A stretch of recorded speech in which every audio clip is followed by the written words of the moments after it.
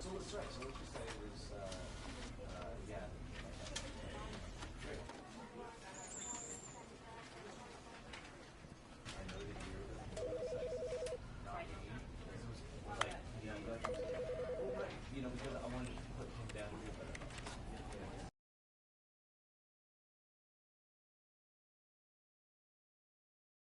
This is the story of a man named Stanley. Stanley worked for a company in a big building where he was employee number 427. Employee number 427's job was simple. He sat at his desk in room 427 and he pushed buttons on a keyboard. Orders came to him through a monitor on his desk, telling him what buttons to push, how long to push them, and in what order. This is what employee 427 did every day of every month of every year. And although others might have considered it soul-rending, Stanley relished every moment that the orders came in, as though he had been made exactly for this job. And Stanley was happy. And then one day, something very peculiar happened. Something that would forever change Stanley. Something he would never quite forget. He had been on the monitor for him to follow. No one had showed up to give him instructions, call a meeting, or even say hi. Never in all his years at the company had this happened, this complete isolation. Something was very clearly wrong. Shocked, frozen solid, Stanley found himself unable to move for the longest time.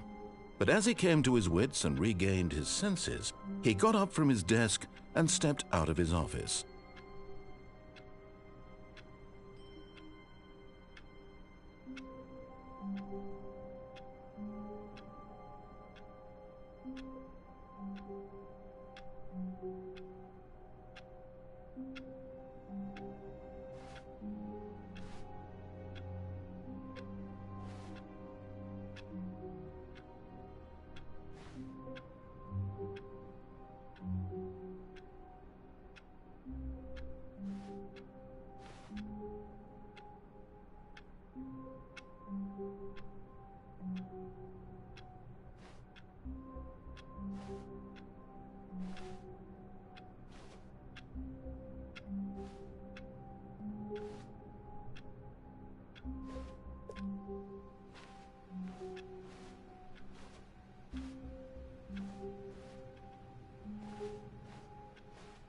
All of his co-workers were gone.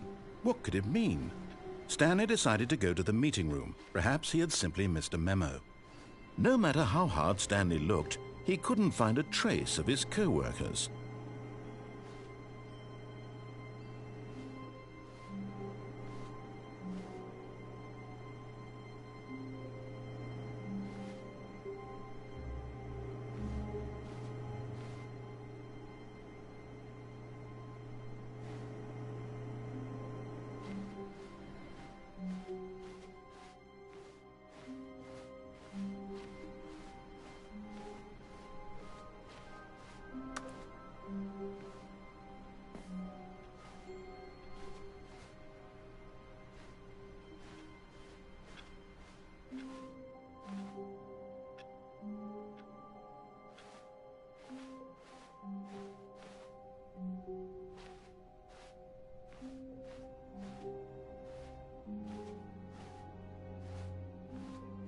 When Stanley came to a set of 2 open doors, he entered the door on his left.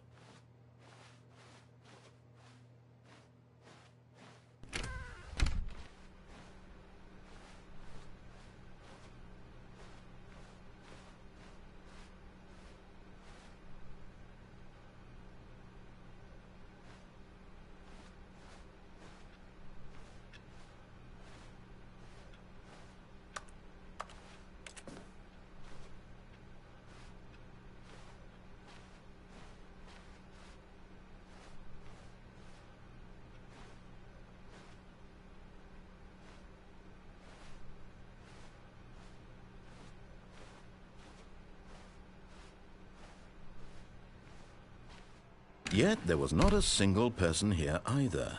Feeling a wave of disbelief, Stanley decided to go up to his boss's office hoping he might find an answer there.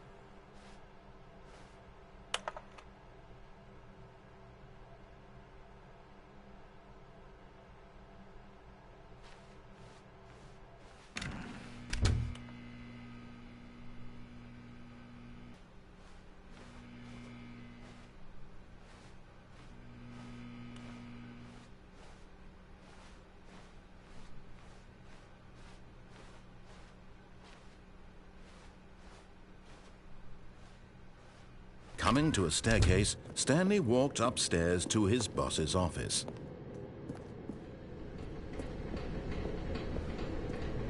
But Stanley just couldn't do it. He considered the possibility of facing his boss. Admitting he had left his post during work hours, he might be fired for that. And in such a competitive economy, why had he taken that risk? All because he believed everyone had vanished? His boss would think he was crazy. And then something occurred to Stanley.